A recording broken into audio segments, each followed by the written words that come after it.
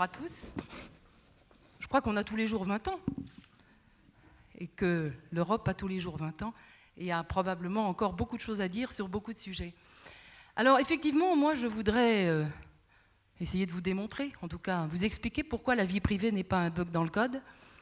Et pour ça, je voudrais commencer par vous parler d'Argos. Est-ce que vous connaissez Argos ? Argos, c'était un géant qui vivait il y a 25 siècles.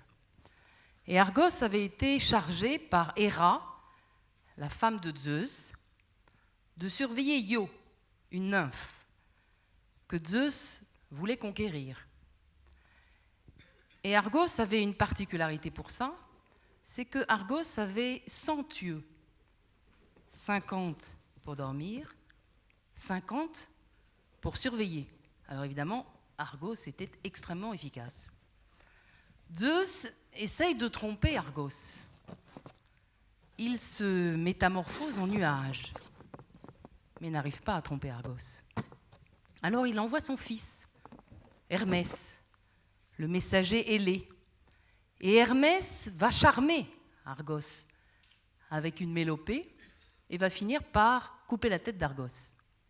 Io s'échappe, Zeus la poursuit à travers toute l'Europe.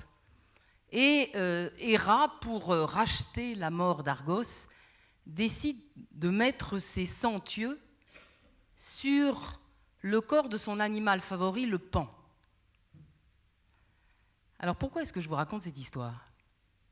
Je vous raconte cette histoire parce que dans le fond, elle nous parle de nous. C'est une histoire européenne, sombre, de géants, de surveillance et de vie privée. Et je crois qu'aujourd'hui, à l'heure des révélations de Snowden, à l'heure des GAFA, nous aussi, nous avons à nous poser la même question que Zeus. Jusqu'où sommes-nous prêts à aller pour défendre notre vie privée ?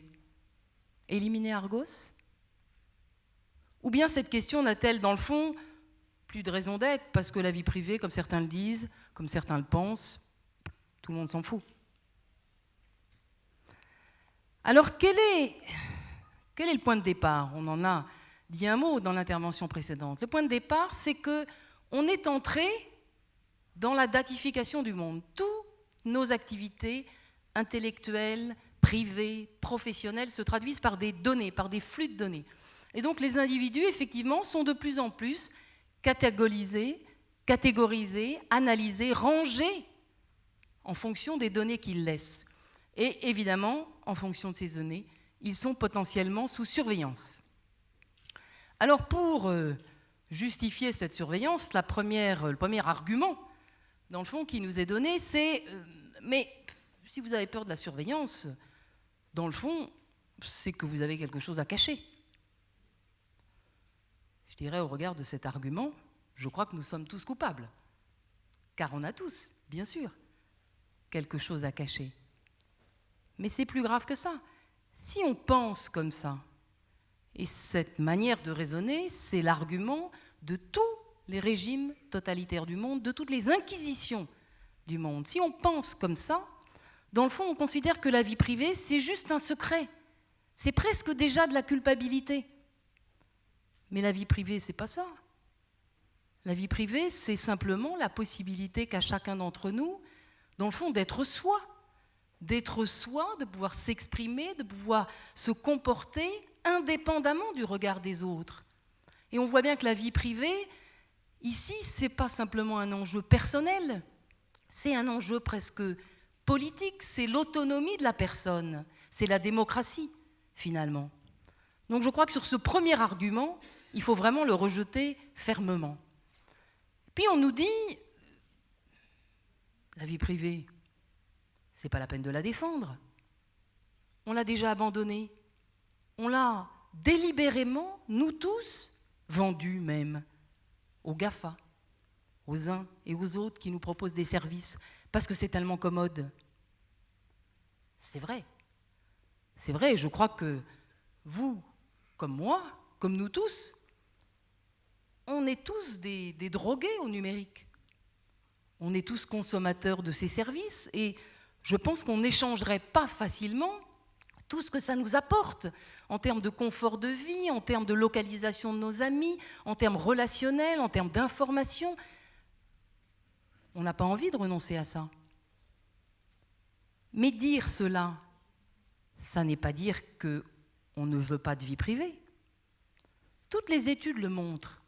Les individus, ce qu'ils veulent, c'est pas renoncer à s'exposer en ligne. Ce qu'ils veulent, c'est contrôler, avoir la maîtrise de leurs données personnelles en ligne et pouvoir définir, eux, ce qu'il y a de public et ce qu'il y a de privé. Ce qu'ils veulent, c'est la fin du chèque en blanc, en quelque sorte, donné aux fournisseurs de services et à travers lequel les fournisseurs de services peuvent faire n'importe quoi à partir de nos données.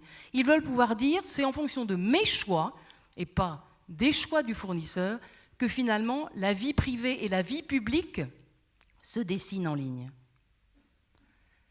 Troisième argument, on nous dit, dans le fond, la vie privée c'est bien, mais c'est compliqué, c'est lourd, et ça empêche l'innovation, toute cette belle innovation dont on vient de parler, de se développer. Ça, je crois que c'est l'argument qui est presque le plus insidieux.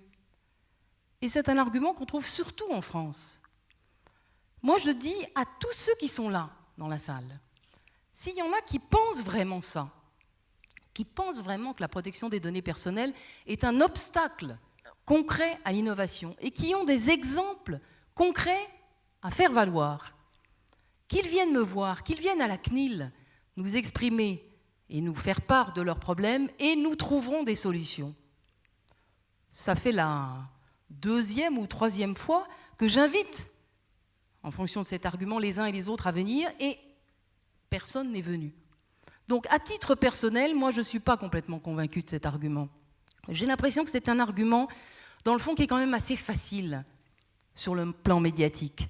Mais opérationnellement, je ne vois pas véritablement que cet argument marche. Je vois au contraire que la protection des données personnelles, ça peut être un magnifique argument concurrentiel. Pourquoi ? Parce que dans le fond, ça rassure les clients, ça rassure les citoyens de savoir quel est le traitement de données personnelles qui va être reconnu. Donc je crois qu'on peut au contraire construire une innovation beaucoup plus durable, beaucoup plus solide en respectant la protection des données personnelles. Voilà très, très brièvement ce que je voulais partager avec vous. Je crois que la protection des données personnelles, ce n'est pas un vestige du passé. Effectivement, je crois que ça n'est pas un bug dans le code.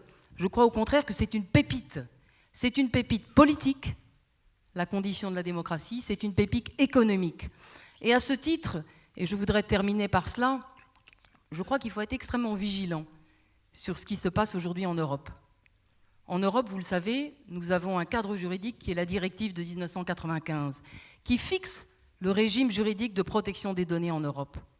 Ce cadre est en train d'être reconstruit, rénové.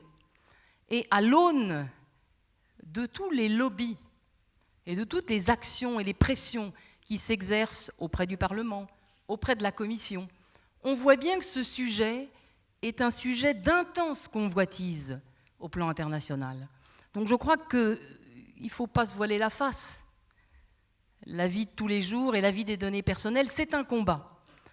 Nous devons, à l'aune de cette rénovation du cadre juridique, promouvoir cet atout économique et politique que constitue la protection de la vie privée. Je reviendrai pour finir à Argos.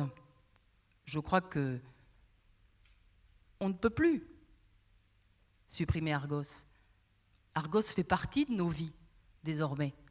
Ce qu'il faut, c'est le mettre sur surveillance. Merci à tous.